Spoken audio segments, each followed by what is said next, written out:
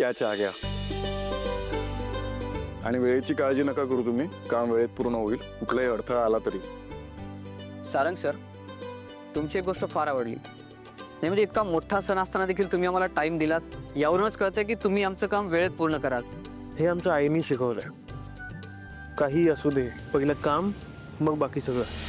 हो, म्हणून तो रूपम कॉस्मेटिक ह्या लेवलला आली आहे. काय सारंग? ऑर्डर होती.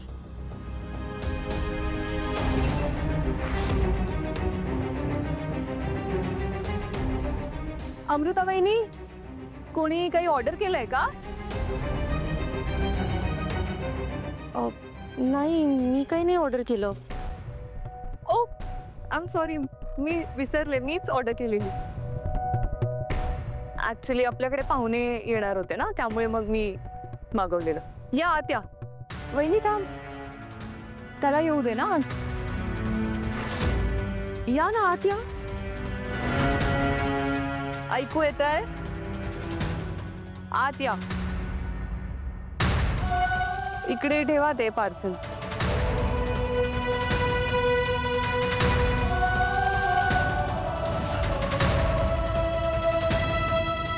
तुम्ही तो मास्क काढा ना प्लीज. नाही म्हणजे ओमेगा क्लाउड किचनने मला सांगितलंय की एक छान रिव्ह्यू द्या. तुमचा आणि पार्सलचा फोटो काढून मी एक छान फीडबॅक देईन. त्यामुळे प्लीज तो मास्क काढता का? हॅलो, काय बोलते मी? तो मास्क काढा तुम्ही प्लीज.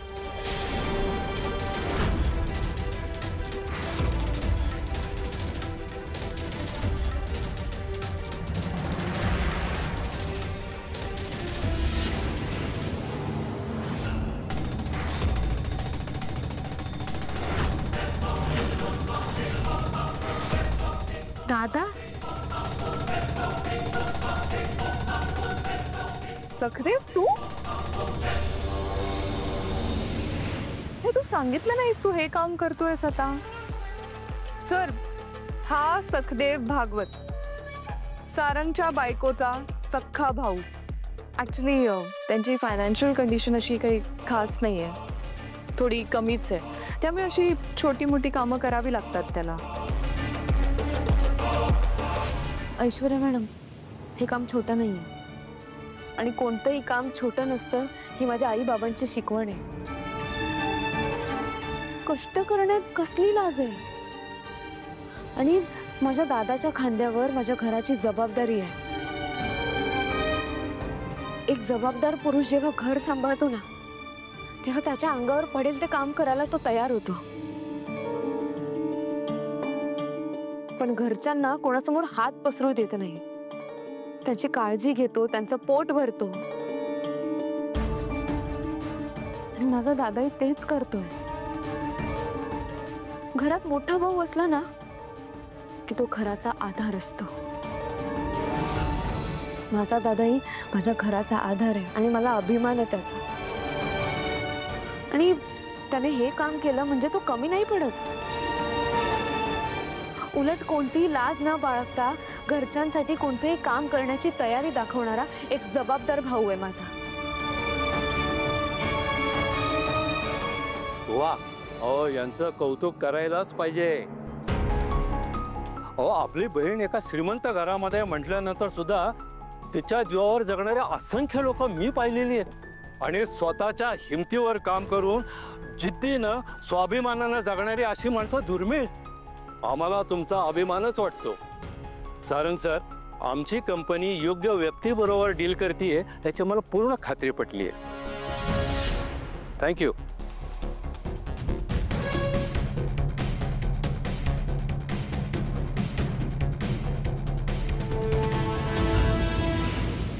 दादा, कुठे होतास? मी सकाळपासून फोन करते, फोन का नाही उचललास माझा? अगं कोणत्या तोंडाने फोन उचलू? तुझ्या या भावाचा किस्सा फाट काय? ओवाळणीवरून काय देऊ मी तुला? आपू पण सकाळपासून बोलत होता कीकडे जाऊया, कीकडे जाऊया, पण माझी हिंमतच होत नव्हती बघ. दादा, तू असा विचार करतोयस? तू काय माझ्या पाठीशी उभा राहिलायस ना. उद्या मी संकटात असेल तर तू सगळी कामं बाजूला ठेवून माझ्यासाठी येशील. हे काय तुझं? पैसे नाहीयेत म्हणून येणार नव्हतं. काय रे दादा? दादा कळलं?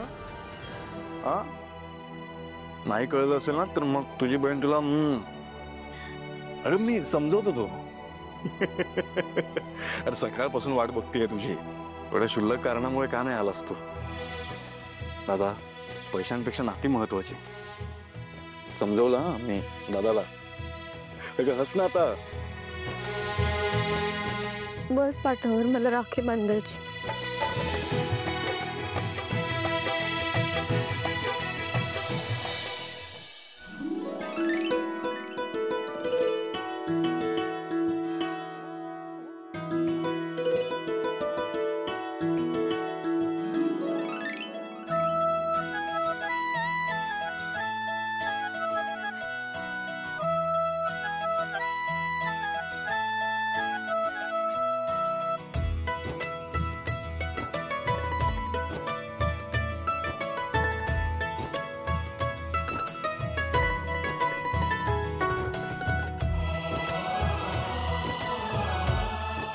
साव, इथून पुढे तुझ्या ताटात तुझा भाऊ नेहमी ओवाने टाकेल. पण यावर्षी पण या वर्षी मला तुझा आशीर्वाद हवाय. देशील ना?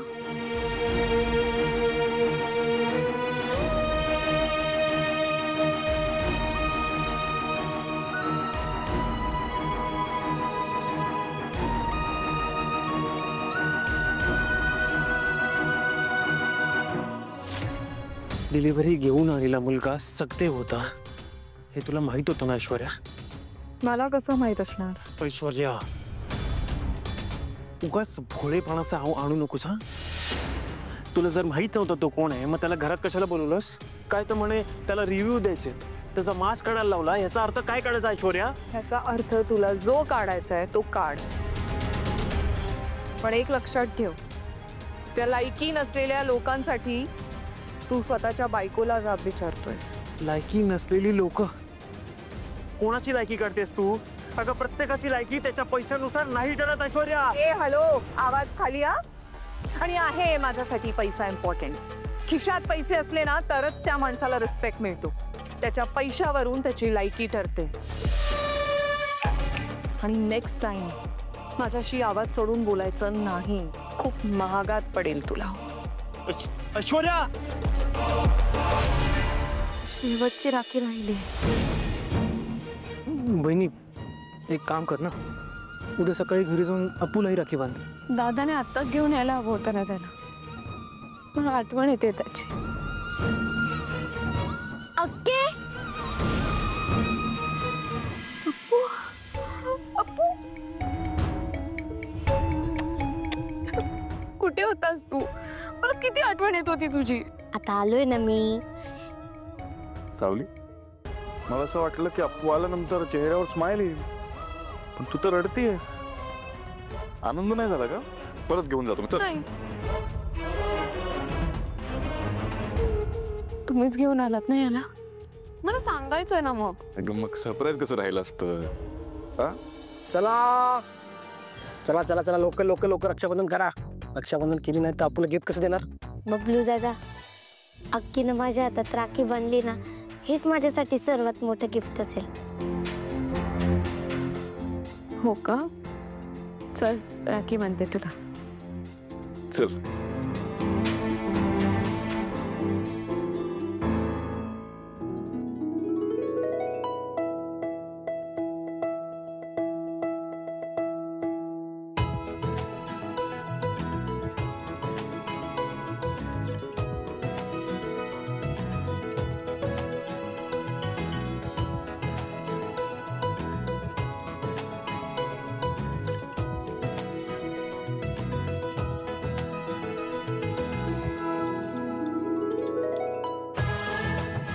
अक्के, खरं तर भाऊ बहिणीची रक्षा करतो, पण आपल्या बाबतीत वेगळं आहे की जे तू माझी रक्षा करतेस.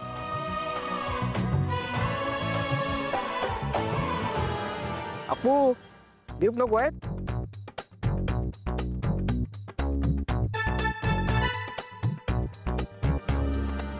तुम्ही खरंच देव बनून माझ्या आयुष्यात आलात. कधीच वाटलं नव्हतं की माझ्या आयुष्यात असं कोणीतरी येईल जो माझी सगळी स्वप्न पूर्ण करेल.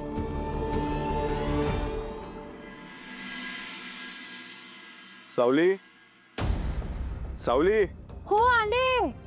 सोहम, हो काय झालं? थांब सांगतो. सोहम, तारा ये. काय रे, काय झालं? अरे बाबा म्हणाले होते ना आपल्याला की हनीमूनचं प्लॅनिंग करा. त्यासाठी मी एका खास व्यक्तीला बोलवलंय. कोणाला? स्वानंदी, ये.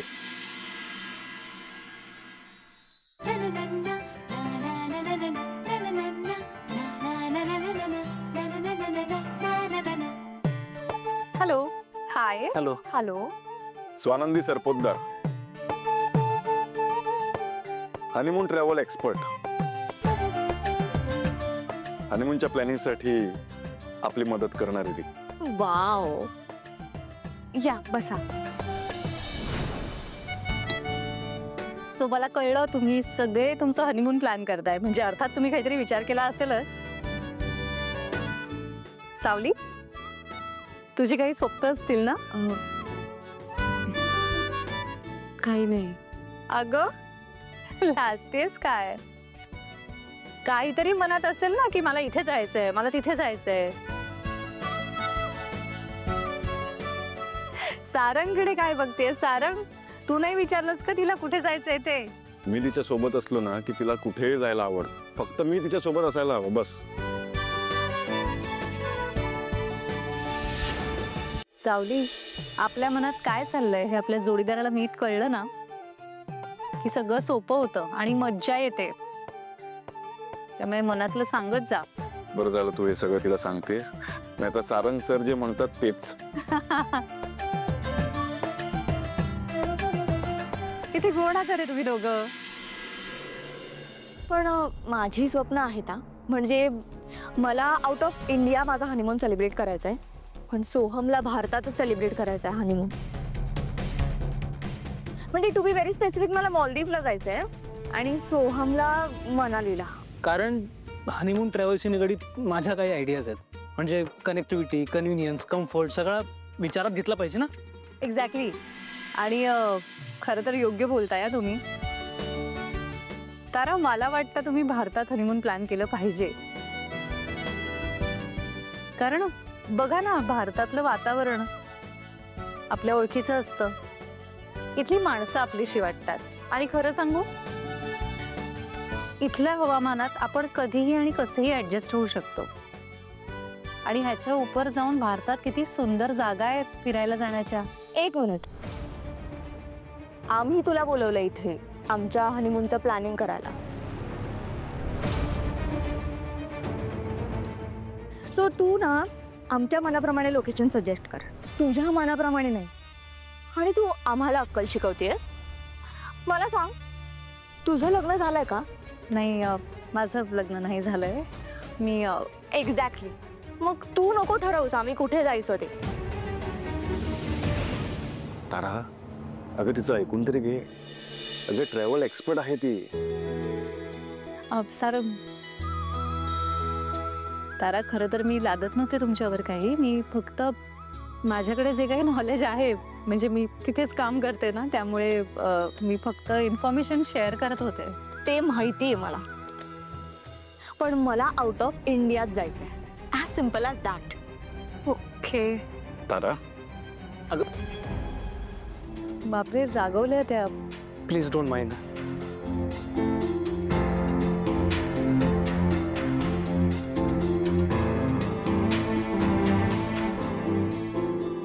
प्रत्येकाचं नातं किती वेगवेगळं असतं ना.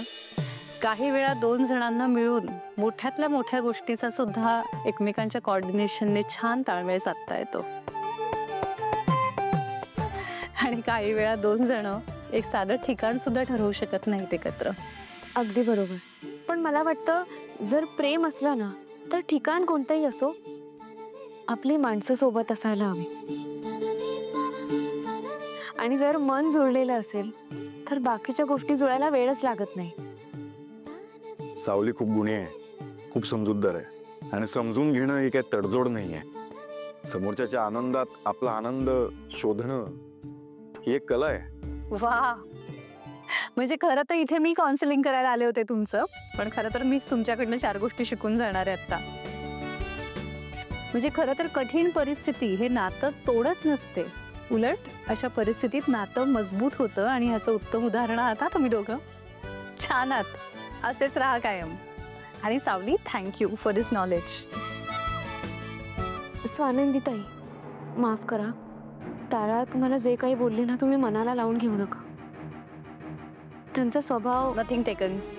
तुला एक्सप्लेनेशन द्यायची काहीच गरज नाही सावली. It's okay.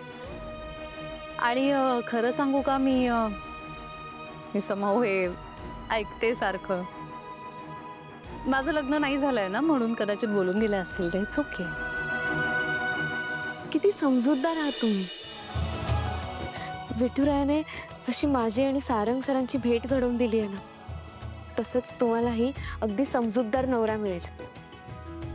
मी तुमच्यासाठी प्रार्थना करेन विठुरायाकडे. थँक्यू. बरं, मी येऊ. येस. Bye bye.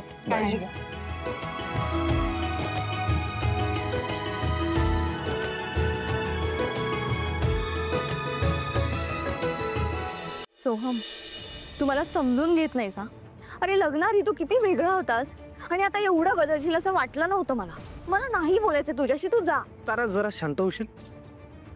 आणि माझी बायको रागावल्यावर खूप सुंदर दिसते. प्लीज सोहम, मी ना मस्करी करायच्या मूडमध्ये नाहीये. हे बघ, मला एवढंच सांगायचंय की बाहेरचं कोणी आलं की जरा सांभाळून बोल, बस. मी सांभाळून बोलायचं का? मी माझ्या मनातलं बोलायचं नाही असं म्हणतोय तू? हे बघ, मी ह्या आधी ना असल्या बंधनात कधीच राहिले नाही. मी नेहमी जे माझ्या मनात होतं ना तेच बोलत आले, मग समोर माझ्या कोणीही असू दे. ठीक आहे. हे बघ, आत्ता मला वाद घालायला वेळ नाही आहे, कारण मी आणि बबलू म्युझिक कंपनीच्या कामासाठी बाहेर चाललो. पण माझी तुझ्याकडे एकच रिक्वेस्ट आहे, प्लीज कोणाशीही भांडू नकोस, कळलं? सोहम,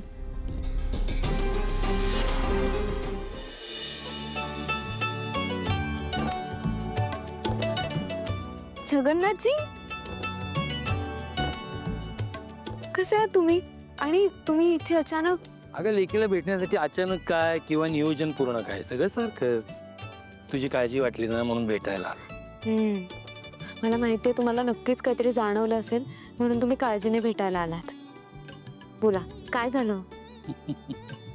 बापासारखीच अगदी, माणसाच्या मनातलं लगेच ओळखते नाही का? बर, मुद्द्याचं सांगतो. बाळा, तुझं सौभाग्याचं लेणं संकटात आहे. जे त्याला वाचवणारे हे 2 हात आहेतच, पण अजून 2 हात आहेत जे त्याला बर्बाद करतील ते याच घरात आहेत. म्हणून सारखा जीवाला गोर लागून राहतो. तुम्हाला नेमकं काय म्हणायचंय? घरातलं कोणी? हे बघ सावली, मला जे दिसलं ते मी तुला सांगितलं. तुझं अस्तित्व ना ह्या तुळशीसारखं आहे. तुळस कशी जन्मापासून आपल्या मरेपर्यंत सोबत असते, तेच नातं तुझं मेंदळ कुटुंबाशी आहे. तुझं अस्तित्व तुझ्यापेक्षा जास्त या घरासाठी गरजेचं आहे.